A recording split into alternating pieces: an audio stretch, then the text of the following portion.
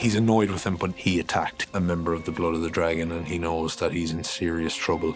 I never meant to lie. Yeah, but you did.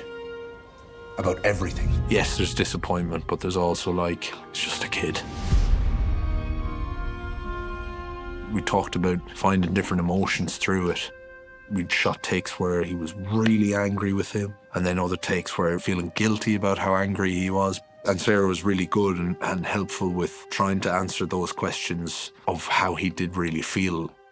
I think it's mostly Dunk really angry at himself for having opened his heart up to trust this stranger and this little kid. My uncle says I must beg your forgiveness for deceiving you. Your uncle? Prince Baelor.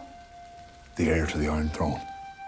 I think Dunk has no desire to let Egg off the hook here. He doesn't let up, you know? He really makes Egg feel like crap.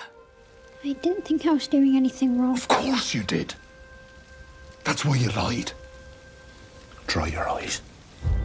He has a lot of mixed emotions at this point. I've saved Dunk, but I've also lost a friend, and he's just really, really trying to get his friend back. And losing him would absolutely hurt him emotionally so much because he's the first person in his life that he can trust.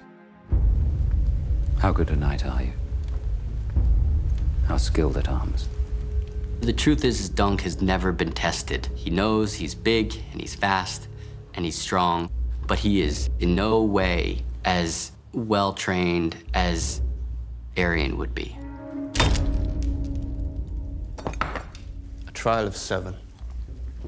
When Aerion pulls out the trial of 7, he's pulling the levers of power that are available to him and can kind of get himself out of this situation. It's almost like the modern day equivalent of like just the wealthy kid who's got like a bunch of good lawyers.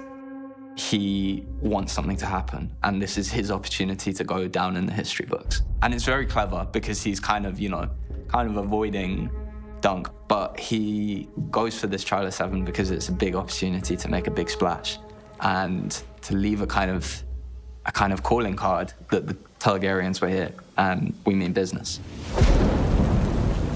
Just his whole world is collapsing in front of him. There's no chance of him finding 6 other companions to fight with him until Steffon starts to talk to him about bringing other people. I'm for you. And then when Egg comes along too, maybe there's a chance. Sir. Egg! We really wanted to feel the psychological weight of Dunk's death sentence.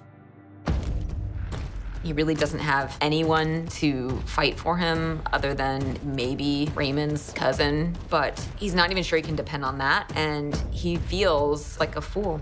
We only need 1 more to make our 7. I'm afraid you'll need 2 more.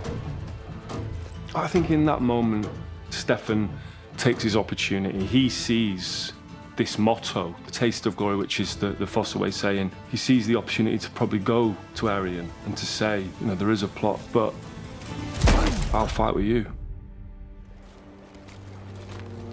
My lords, I know none of you remember Sir Erlen of Pennytree. He was a good man. He calls for the fact that courage may have been deserted from the great houses of Westeros, and he believes that. Sir Erlen served many of these people, and none of them can even bother stand up for somebody who stood up for what it means to be a knight. A knight defends the innocent.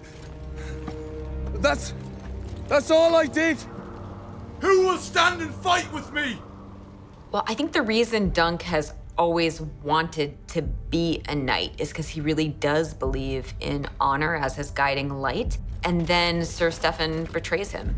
And it seems like one more blow, almost like the final straw where everything feels shattered and gone. Actually, that's not the final straw.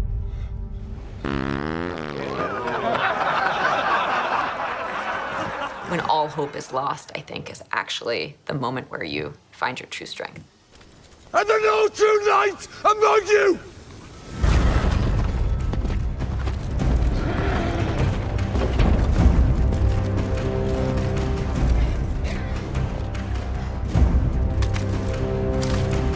I will take Sir Duncan's side.